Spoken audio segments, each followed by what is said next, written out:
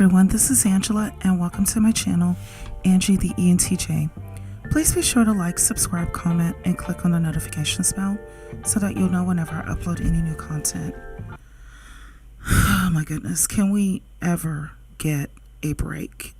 I mean, we are barely a few weeks into 2024 and already, y'all, let's watch.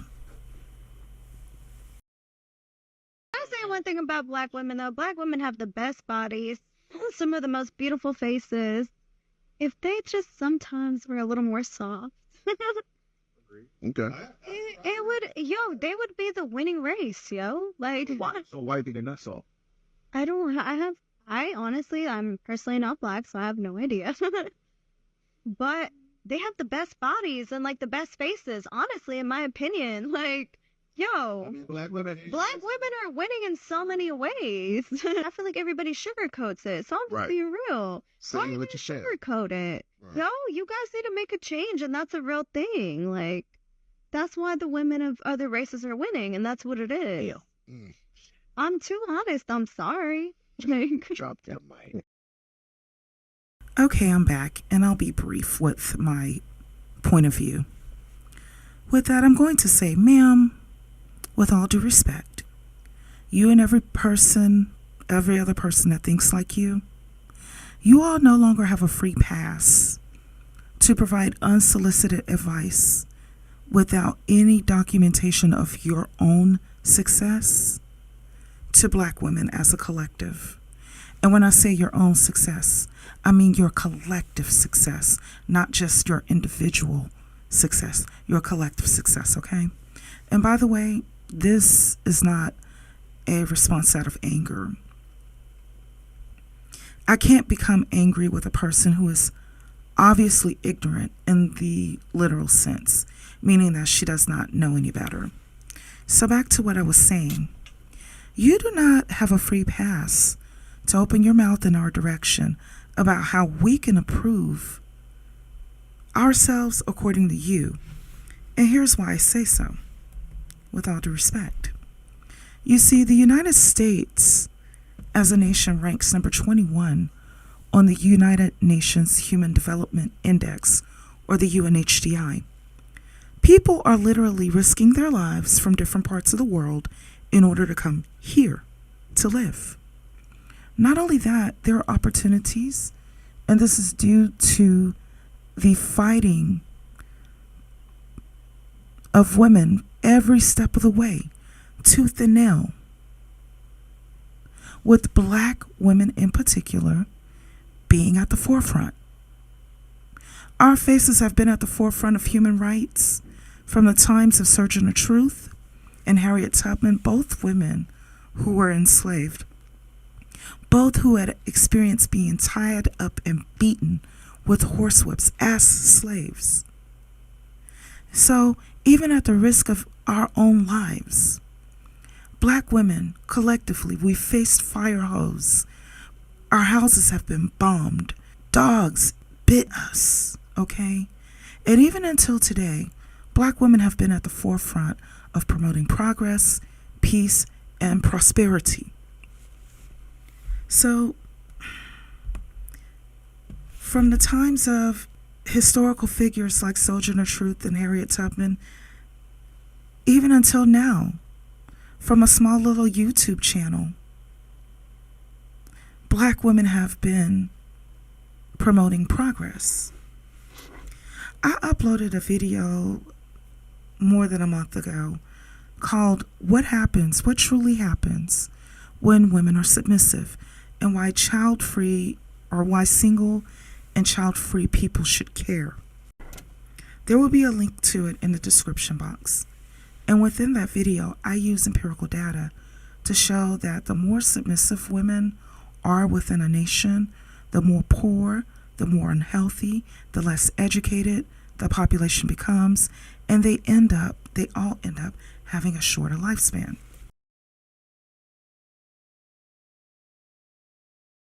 Between 1950 and 2021, we've cut infant mortality down to 1/10 of what it was back in 1950.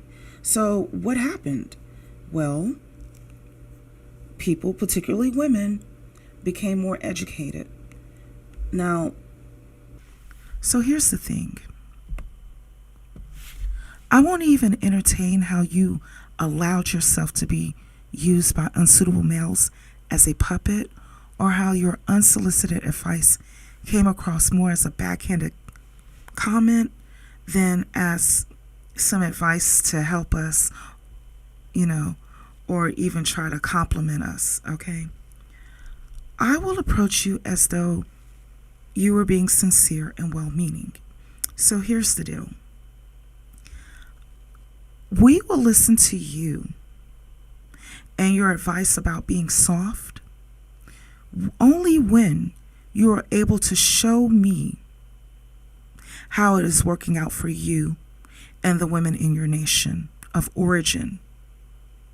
I want to see how much freedom you have, that you have running water, you have constant power supply, electricity, that you have a good infrastructure, you have free education for everybody, at least from kindergarten until high school, okay? That there are no child marriages or teen pregnancies within your collective nation, okay?